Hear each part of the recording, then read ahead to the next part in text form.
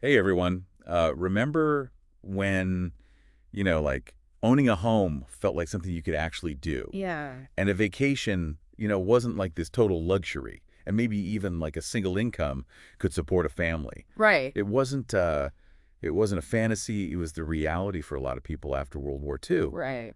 But somewhere along the way, that version of the American dream, Yeah.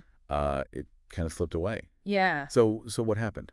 Well, one thing that's really interesting is that post-war boom wasn't just, a matter of luck. Right? It was actually really driven by a set of specific economic policies known as the New Deal. Right. And those policies really emphasized government intervention hmm to do things like create jobs, support families, and, really build a social safety net. Right. Things like Social Security, unemployment insurance, Yeah, and all those massive infrastructure projects. exactly. These policies, they were hugely influential in shaping the lives of our parents Mm-hmm. and even ourselves, at least early on. Yeah. But it's important to remember that even during this period of prosperity, Yeah. the Yeah. benefits weren't evenly distributed. That's right. Uh, Black Americans and other minority groups, they often faced those systemic barriers Mm-hmm. that really excluded them from the full promise of the American dream. Yeah, and that's a really crucial point Yeah. because it highlights how economic systems, even those designed with really good intentions, Right. can have these unintended consequences Yeah. and leave some people behind. Absolutely. But this is where things get really interesting. Okay. While many people embraced the New Deal, Mm-hmm. there was a group of economists who felt like it had gone too far. Okay. They saw government intervention as a threat to individual liberty Yeah. and a slippery slope towards, Yeah. something far less free. Right. So these economists, they were often labeled as neoliberals, Okay. and they really championed free markets and limited government. Uh-huh. And one of their most prominent figures was Friedrich Hayek, an Austrian economist who deeply distrusted centralized planning. Interesting. And Hayek's book, The Road to Serfdom, it actually became a surprise bestseller, Wow. even though it argued against government intervention in the economy. So what was it about Hayek's work that made it stand out? Well, I think the key takeaway was that he saw any form of economic control, even those that seemed pretty benign, Okay. as a potential step towards tyranny. Oh, wow. He believed that individual freedom was best protected by keeping the government's role in the economy minimal. So we have this group of economists with these radical ideas, Yeah, ideas that really challenge the prevailing wisdom of the time. exactly. And in 1947, they gathered in the Swiss Alps Correct. to form the Mont Pelerin Society. It Interesting. wasn't, a headline-grabbing event or anything, Right. but it was the beginning of a movement that would eventually reshape the global economy. So this gathering, it wasn't about, like immediate policy changes or anything. It Right. was more about, building a network, fostering connections between these like-minded intellectuals Mhm. who felt like their ideas were kind of on the fringe. Yeah. And it's from this seemingly insignificant meeting, Yeah. that a really powerful intellectual force began to take shape. Okay, so we've gone from this, post-war optimism and this faith in government solutions Mm. to a growing concern about government overreach Hmm. and, the stifling of individual liberties. Right. How did these ideas that were once considered fringe Yeah. become the dominant force shaping our economic landscape? Well, a big part of the answer, I think, lies with the rise of Milton Friedman, Okay. an American economist who took Hayek's, kind of complex theories and made them accessible and even appealing to the average person. Hmm. So Friedman, he had a knack for explaining these complicated economic concepts in a way that really resonated with everyday people. Yeah, he was a brilliant communicator. Yeah. And he argued that free markets, unburdened by government regulation. Mhm. Were the most efficient way to allocate resources and create prosperity. And he went beyond just theory, right? Oh, yeah, absolutely. He advocated for specific policies that reflected this deep belief in the power of the free market. Right. For example, he proposed school vouchers, Okay. arguing that parents should have the freedom to choose where their children go to school, Mm-hmm. even if it meant, using government funds to support private schools. That sounds pretty radical. Yeah. Especially for the time. Was he suggesting, like, dismantling the entire public education system? Well, not necessarily dismantling it, Okay. but certainly shaking things up a bit. Okay. He also proposed this idea of a negative income tax. Okay. A system where the government would actually provide direct financial assistance to low-income individuals. Wow. And this would replace, that patchwork of welfare programs that existed at the time. Interesting. His goal was to kind of streamline assistance while still providing a safety net, but one that really emphasized individual choice. So while he believed in limited government, he wasn't against providing support to those in need. Right, exactly. But I'm guessing his ideas went beyond just education and social safety nets. Oh, absolutely. He extended his critique of government intervention to areas that many considered essential for public safety and well-being. Like what? Well, for example, he argued against the Food and Drug Administration, the FDA, Right. claiming that it stifled innovation and created this unnecessary bureaucracy. Huh. He even advocated for the abolishment of national parks, What? believing that private ownership would actually lead to better conservation. Wait, no FDA, no national parks. Yeah. It's a far cry from the New Deal era, where the government Yeah. played a major role in protecting consumers and preserving natural resources. Exactly. Friedman's proposals were really a radical departure from the prevailing wisdom of the time. Yeah. And what's really remarkable is that he didn't just write, academic papers. Right. He took his ideas directly to the public. So how did he do that? Well, he became kind of a media celebrity, appearing on talk shows, writing best-selling books like Free to Choose, and influencing a really wide range of people from, talk show host Phil Donahue to actor and future politician Arnold Schwarzenegger. It's amazing how he managed to capture the public's attention with ideas that at the time, were considered pretty out there. Well, his timing played a role. How so? The 1970s was a period of real economic turmoil in the U.S. Right. You had stagflation, a combination of high inflation and high unemployment, and it really challenged those traditional Keynesian economic policies that had dominated the post-war era. For those of us who didn't live through it, Yeah, could you explain what stagflation was like? sure. Why was it such a big deal? Well, it was kind of a perfect storm of economic woes. Okay. Imagine, prices for everyday goods skyrocketing while jobs were disappearing. People felt like their hard-earned money was buying less and less. Yeah. And the government just seemed powerless to fix it. And this created, a real sense of unease and a willingness to consider alternatives. Right, like maybe this whole, government intervention thing isn't working. Exactly. So people were looking for answers, and Friedman's free market message, with his emphasis on, individual responsibility and limited government, Yeah, it seemed to provide a way out of this economic mess. exactly. And what's remarkable is that his ideas didn't just resonate with conservatives. Right. Democrats who had traditionally embraced a more active role for government, they started to shift their thinking as well.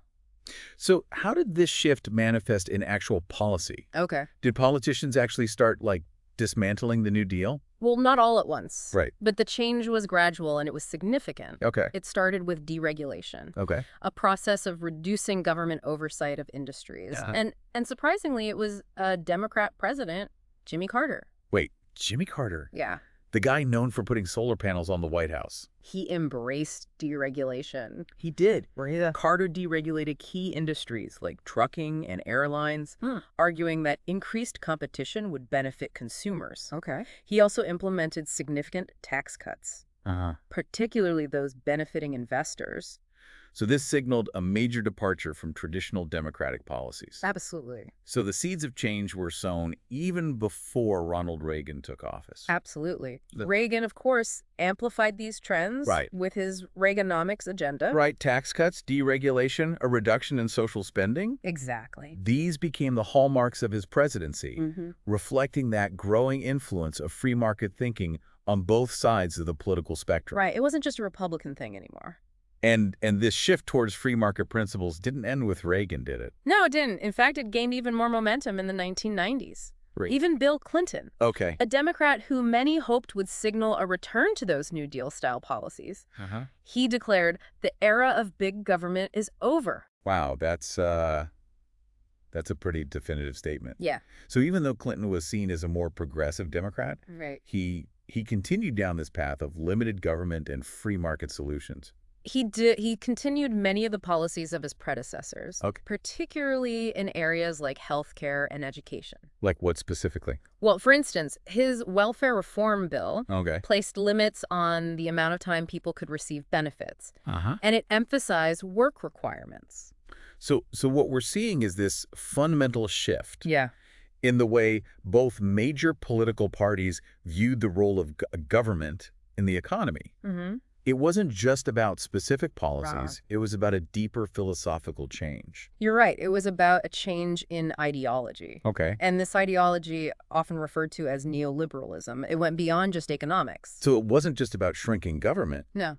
It was about a whole new way of thinking about society and individuals. Exactly. It promoted this idea that individuals are primarily responsible for their own well-being, and that competition is the driving force of progress. Okay. It emphasized, personal responsibility and self-reliance, Right. often at the expense of collective action and social solidarity.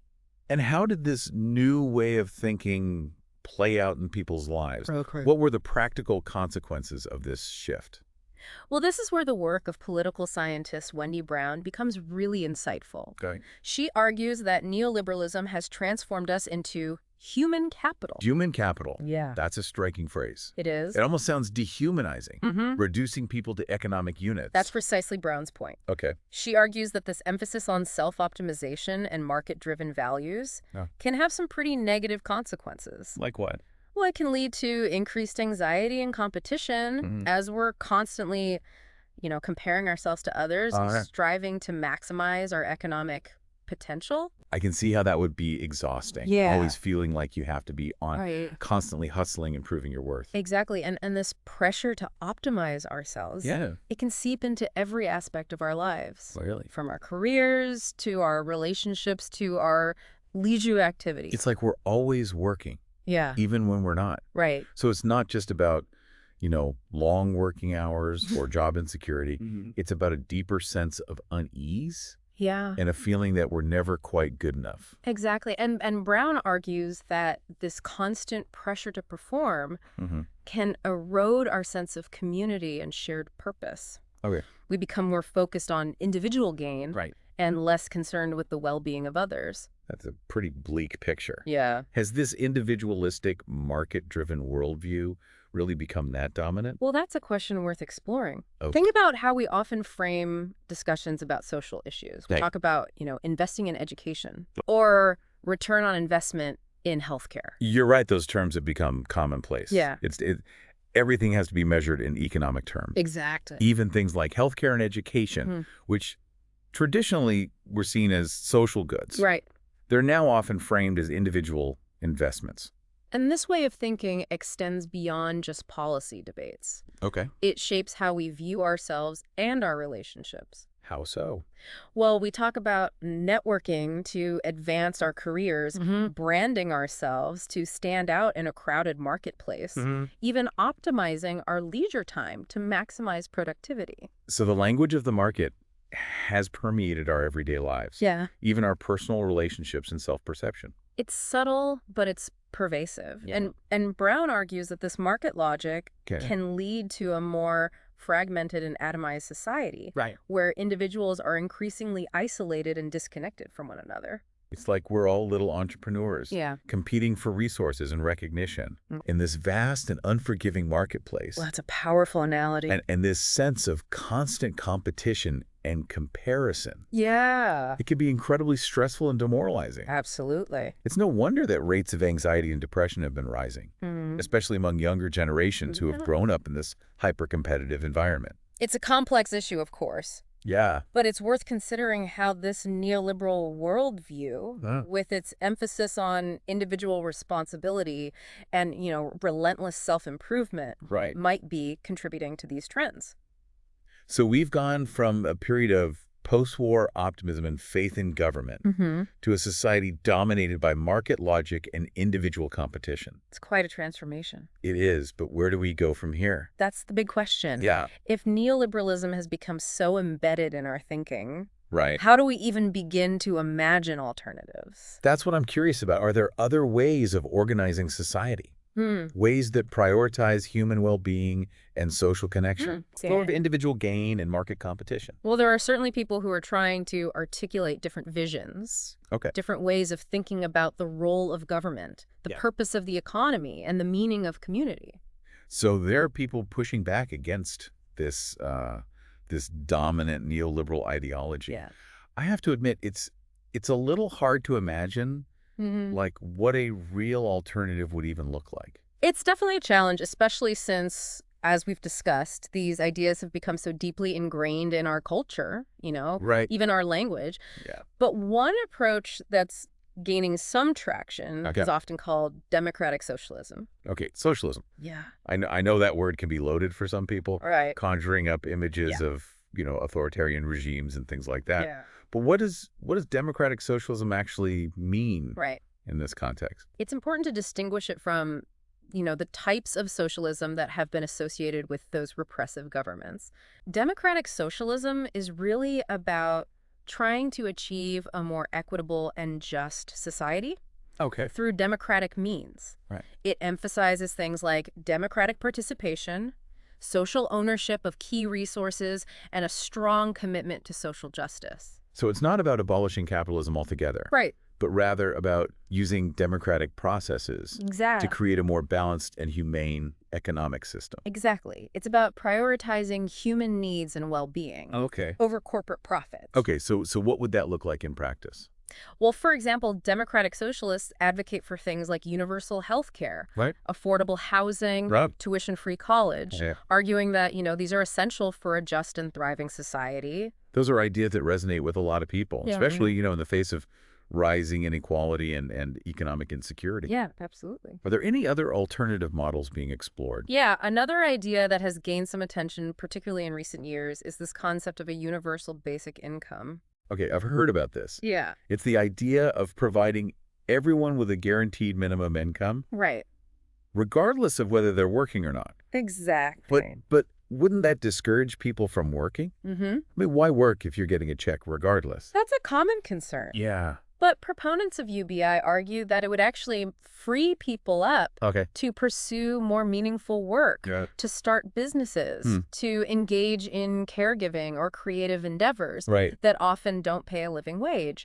They also point out that, many people already rely on government assistance programs, and UBI could actually streamline these programs while providing a more stable safety net. It's a fascinating idea. So we have these different approaches emerging, challenging, the dominance of this neoliberal thinking. Yeah. But honestly, it can feel a little overwhelming. Yeah. Where do we even begin if we want to move towards a more just and equitable society? You're right. It can be daunting. Yeah. But I think the first step is simply becoming aware of the problem, recognizing that neoliberalism is an ideology. It's not an immutable law of nature. So questioning the assumptions we've come to accept about how the world works, the idea that the market is always the best solution to every problem. Exactly. And then it's about starting conversations, engaging in debates, exploring alternatives. Okay. We need to reclaim this idea of the common good. Right. To remember that we're not just isolated individuals competing against each other, Yeah. but members of a society with shared responsibilities and a collective future. It's about rebuilding a sense of community. Yeah. And recognizing that our well-being is interconnected. Absolutely. We can't just focus on our own individual success. Right. While ignoring the struggles of others. Exactly. We need to rediscover the power of collective action, to remember that we can achieve more together than we can alone. This has been a really thought-provoking deep dive. It's helped me understand how we got to where we are. Yeah. And more importantly, to see that there are other paths we can choose. I'm glad to hear that's easy to feel powerless in the face of these large-scale forces. Yeah. But we're not just passive bystanders. Right. We all have a role to play in shaping the future we want. And that future doesn't have to be one of relentless competition and ever-increasing inequality. Right. It can be a future where everyone has the opportunity to thrive, to live a meaningful life, and to contribute to a more just and sustainable world. Absolutely. Thanks for joining us on this deep dive into the history and impact of neoliberalism. We hope this conversation has sparked some new insights and inspired you to, keep questioning, keep learning, and keep pushing for a better tomorrow.